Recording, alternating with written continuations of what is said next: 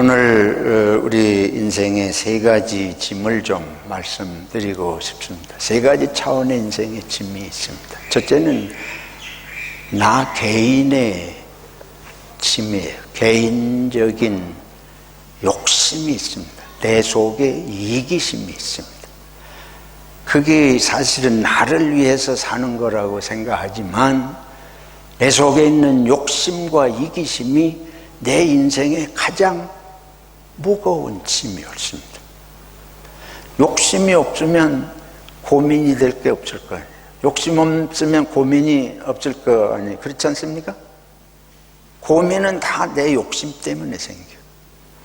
내가 더 잘 먹고 싶고, 더 잘 살고 싶고, 더 인기를 얻고 싶고, 더 명예를 얻고 싶고, 뭐 그것 때문에 잠이 안 오고, 남이 그러면 그게 힘들어서 시기 질투심이 작동하니까 힘든 거예요. 인생의 모든 짐의 무게는 내 이기심의 무게만큼 무겁다. 성경이 말씀하는 이생의 자랑, 안목의 정욕, 육신의 정욕, 그러잖아요. 이게 다 욕심 아니에요?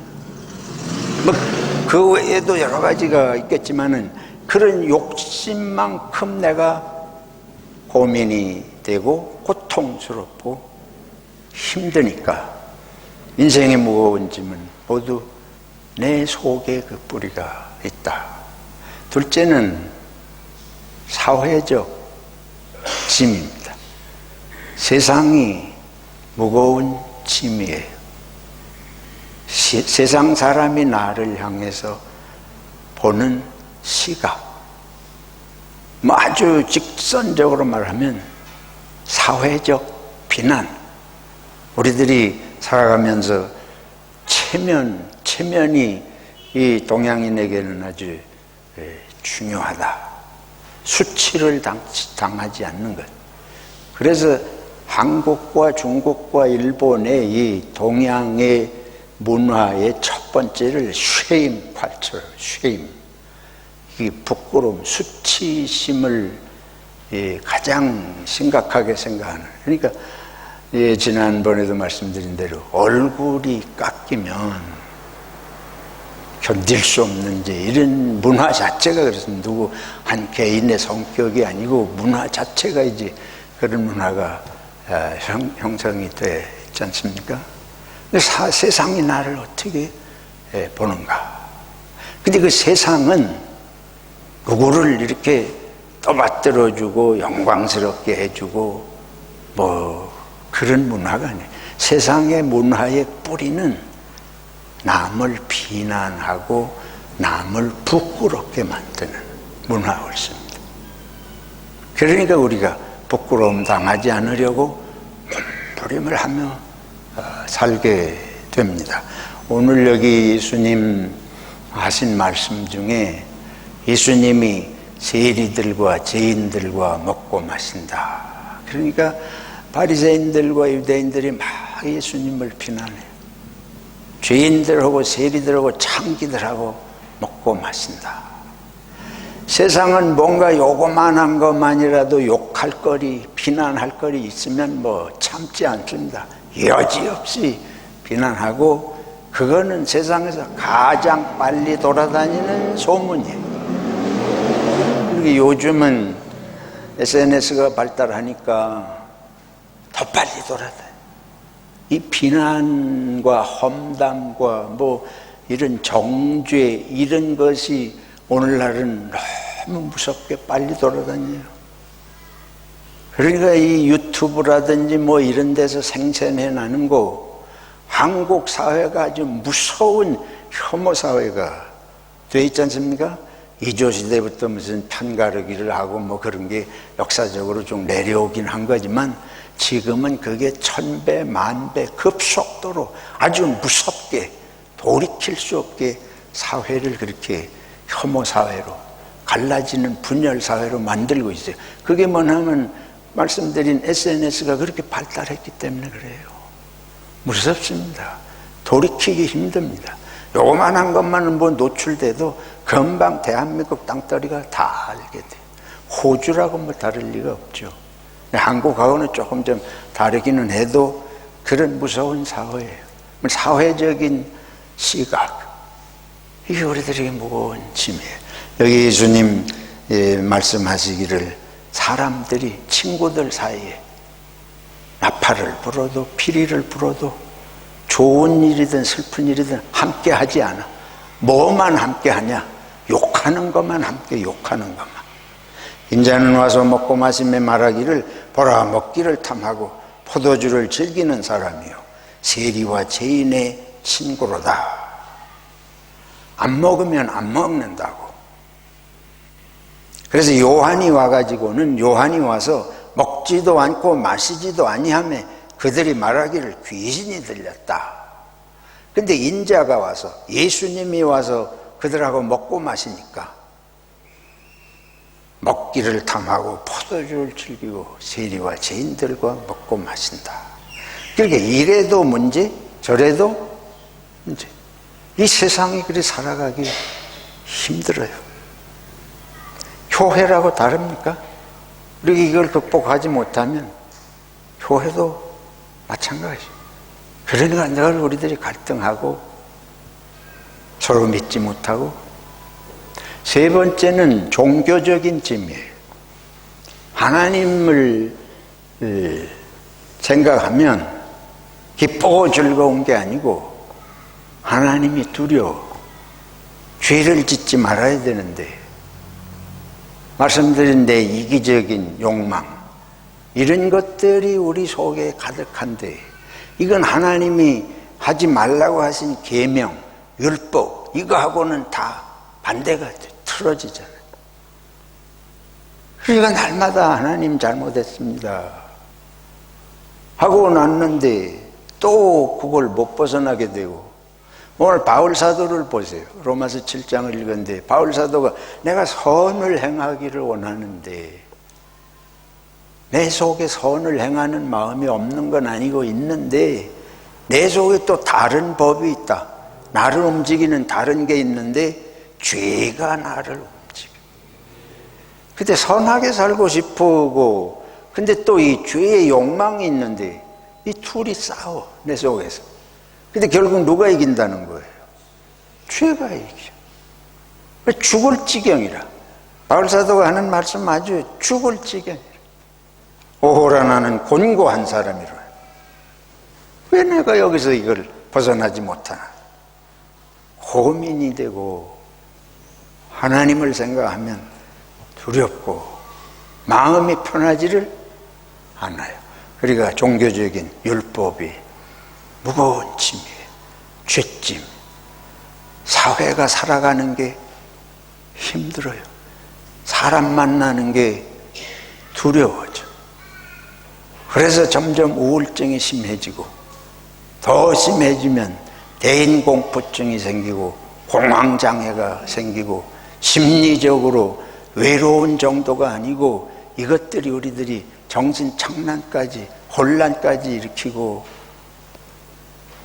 자살까지 하잖아요. 왜 자살률이 높아집니까? 젊은이들과 노인들이 자살률이 왜 높아져요? 세상이 힘든 거예요. 이 세상이 나를 이해하고 받아주지를 않아요. 그러니까 그런 데서 나만 잃은 인생이다 하는 그런 고독한 마음, 버려진 마음.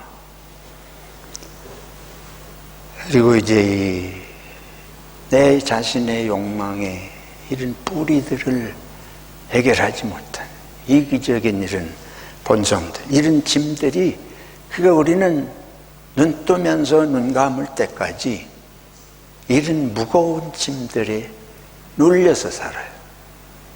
그런데 이걸 누가 대신 져줄 수가 없잖아요.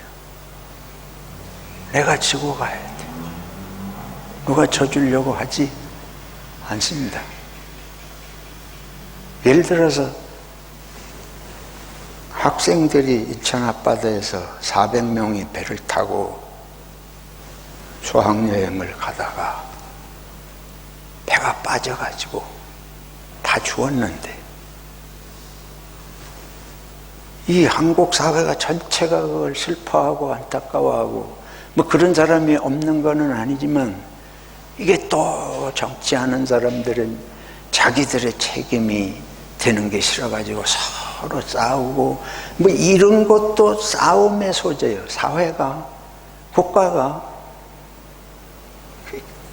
그 문제가 얼마나 심각해지는지 여러분이 아시잖아요. 내 자식이 죽은 부모는 어디다 말도 못해. 이거를 또 말을 하면 이상한 이유를 대가지고 왜 밤낮 그런 거 가지고 너만 슬프냐. 예를 들면 뭐 온갖 욕을 또 만들어내더라고. 참기 힘든 일인 욕을 만들어. 성폭행을 당해가지고 그 인생이 무너지는 이걸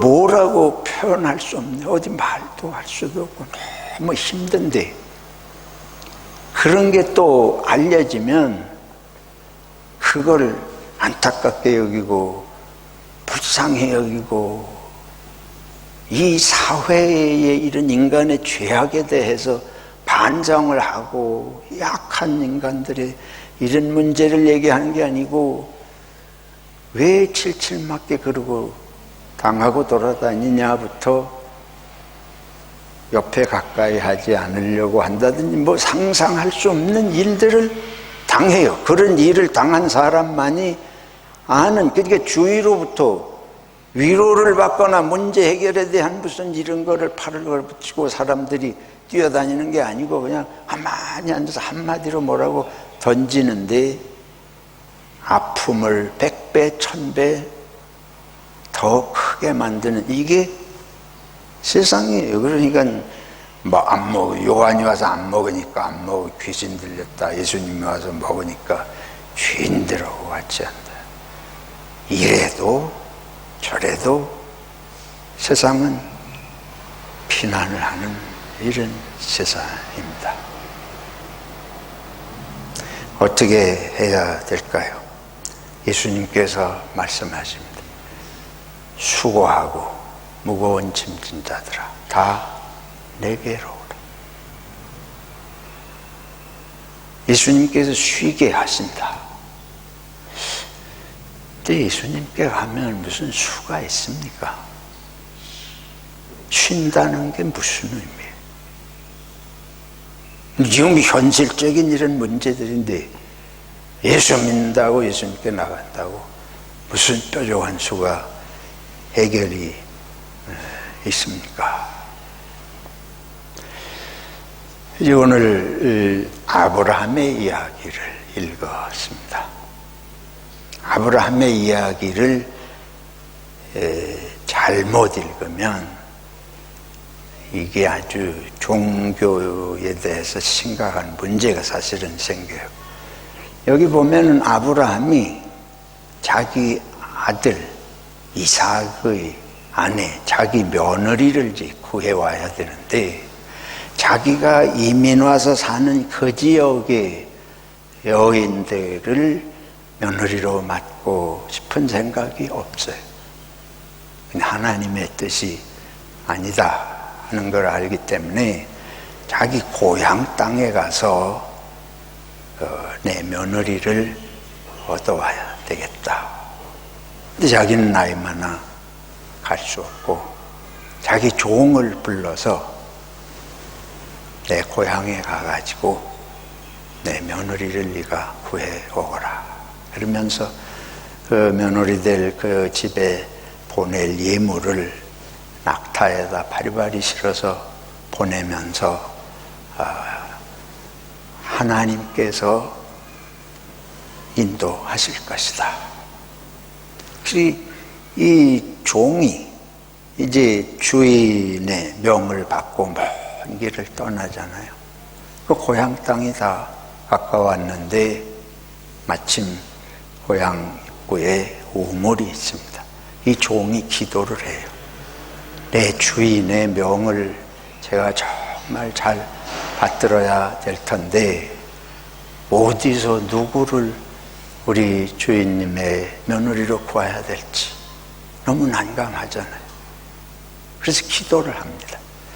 이 우물가에 이 낙타를 이렇게 발발이 끌고 오니까 누군가 와서 물을 길는데, 그러면 우물가에 물 기르러 오는 건 이제 여성이 올 테니까 제가 물을 좀 달라고 하겠습니다.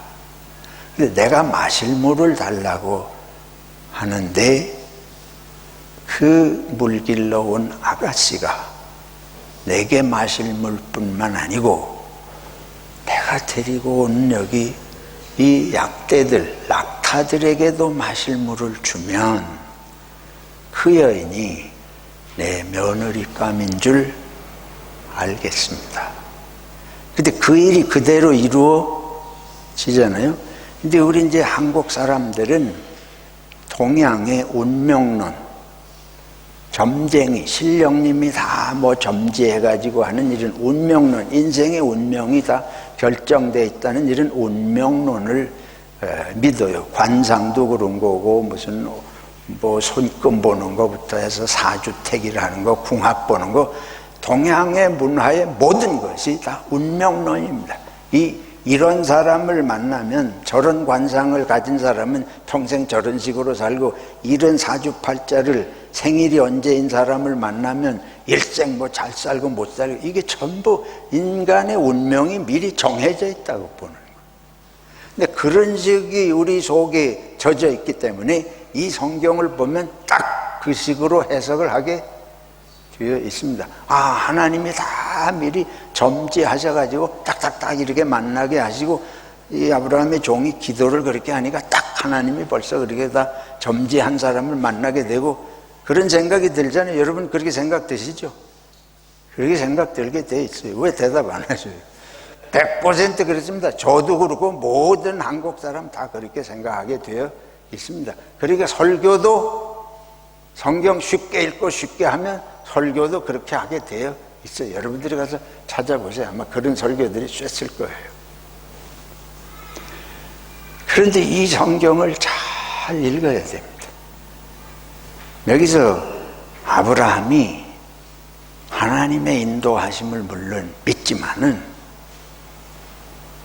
자기 고향 땅에 가서 며느리감을 구해오기로 하고 종을 불러서 바리바리 이렇게 예물을 준비하고 이런 보내는 모든 것은 아브라함이, 예를 들어서요, 하나님이 우리 이삭의 아내를 며느리감을 주실 테니까 가만히 앉아 있으면 때가 되면 하나님이 보내주시겠지. 이거는 운명론이에요. 그거는 기독교 신앙이 아니고 동양의 귀신 믿는 운명론이에요. 가만히 있어도 때가 되면 돌아온다. 믿을 자는 때가 되면 예정되어 있기 때문에 돌아온다. 이거는 예정론이 아닙니다. 그건 하나님을 믿는 게 아니고 그거는 운명론이에요. 잘 생각하고 들으세요. 제가 아주 모처럼 결심하고 말씀드리는 겁니다. 그러니까 아들의 이 아내 며느리감도 내가 하나님을 믿으면 하나님이 알아서 가만히 있어도 다 데리고 오실 것이다.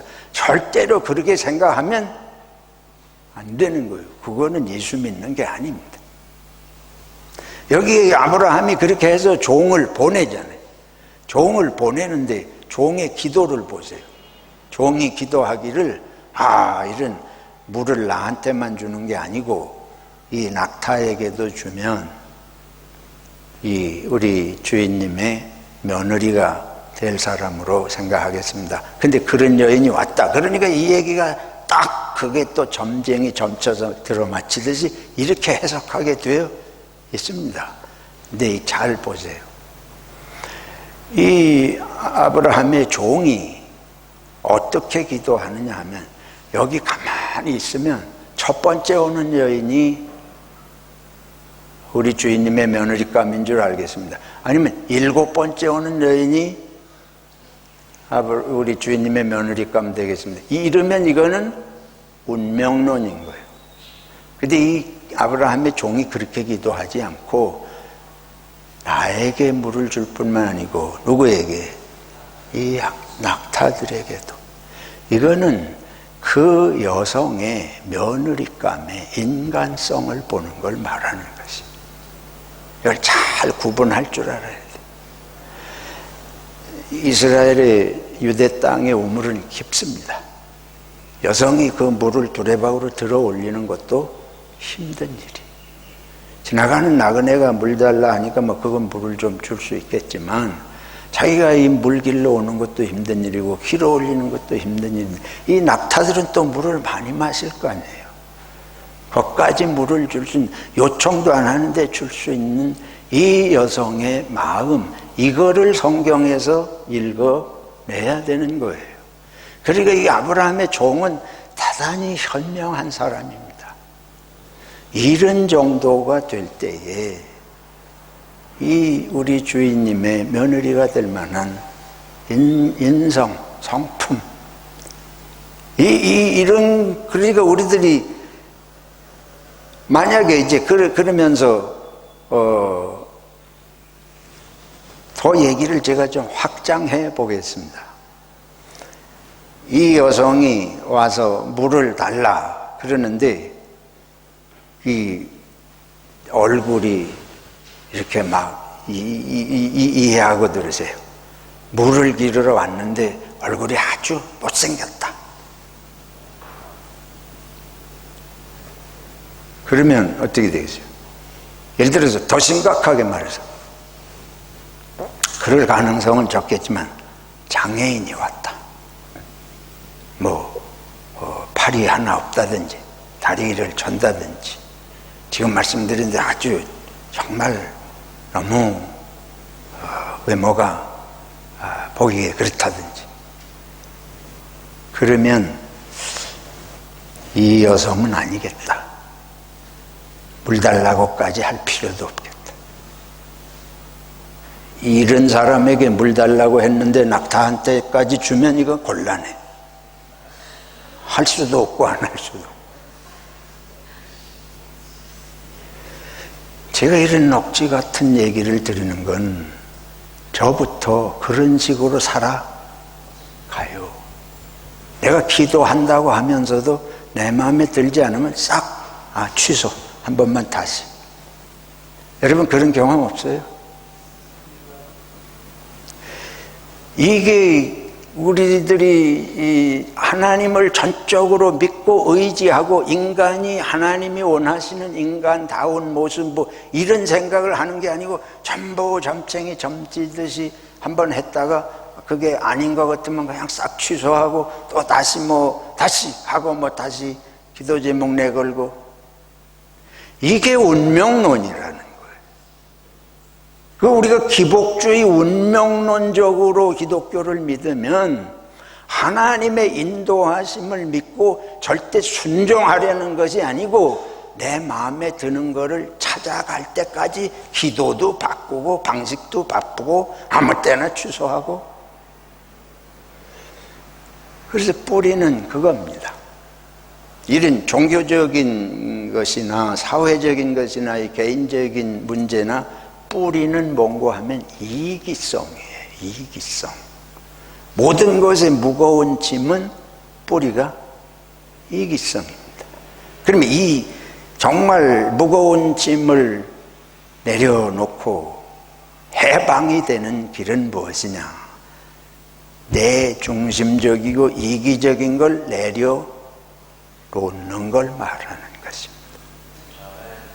그러기 전에는 자유함이 없어요.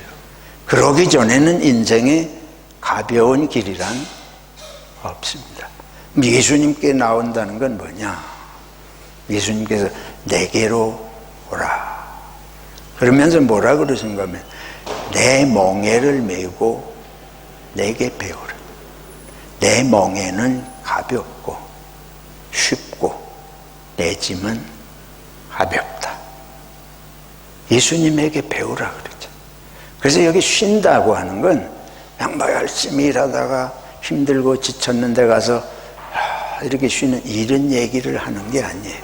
예수님이 하신 말씀은 이 세상이 살아가는 방식, 종교를 율법주의로 해서 무거운 짐으로 바울 사도가 이 죄짐을 지고 고민하고, 또 사회는 종교적인 계명을 가지고 사람들을 올가매고 비난을 하고 정죄하려고, 유대 사회가 그런 사회 아닙니까? 참 계명을 지키냐 못 지키냐 여기인들 세리와 죄인들과 창기들과 먹고 마신다 그러면서 사람들을 이렇게 나눠놓고 뭐 이런 시각으로 보는, 그런 모든 것, 세상이 그렇게 우리 속에 이기심 때문에 이렇게 되고, 근데 이런 것들을 내려놓고 예수님에게 배우라. 그건 무엇을 말하는가 하면 예수님이 사신 삶, 그건 뭐예요? 그건 사랑의 삶입니다. 섬김의 삶이에요. 사랑과 섬김이라고 하는 건 자신을 내려놓는 거 아니에요. 나를 붙들고는 섬길 수 없습니다. 나를 붙들고는 사랑할 수 없잖아요.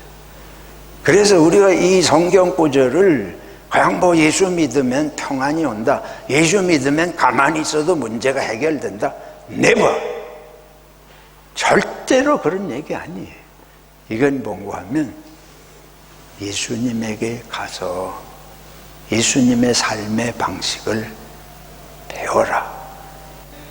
근데 더 중요한 건 뭔가 하면 예수님의 삶의 방식을 배우고 예수님께 맡기면 사람이 할 수 없는 것을 예수님이 하실 수 있는 영역이 있습니다. 그래서 이 투 트랙이, 하나는 우리가 할 수 없는 것을 정말 맡기면 예수님이 하시고, 그러면서 예수님 안에서 우리가 살아가는 삶의 모습은 예수님이 사신 것처럼 사랑과 섬김의 삶을 살면, 요거는 이제 실천의 영역입니다. 이거는 머리로 듣고 생각해서 되지 않는, 실제로 예수님처럼 하면 오는 기쁨이 있고 자유함이 있는 줄로 믿습니다. 그래서 기독교 신앙은 말씀대로 살면 역사가 일어납니다. 하나님이 역사하시고 우리 속에서 우리를 억누르던 것이 실제로 빠져 나가는 거예요. 그러니까 이 신앙의 체험이 우리를 감격하게 하고 사도들처럼 목숨을 바치면서도 이 길을 끝까지 갈 수 있는 것입니다. 교회 생활을 이 믿음을 가지고 하면 싸울 일이 없어요. 교회를 떠날 일이 없습니다. 안 하기 때문에, 실천을 안 하기 때문에, 말씀대로 행동으로 옮기지 않기 때문에, 머리만 움직이기 때문에. 머릿속에서 하는 거는 절반밖에 가지 못해요. 신학을 한다든지 성경을 읽는다든지 설교를 듣는다든지 나눔을 한다든지 무엇을 해도 절반 이상 가지 못합니다. 이거를 하나라도 해봐야 돼. 이걸 실제로 해봐야 하나님의 역사를 체험하고 내 인생이 벗어져 나가고 반전이 일어나는 거예요.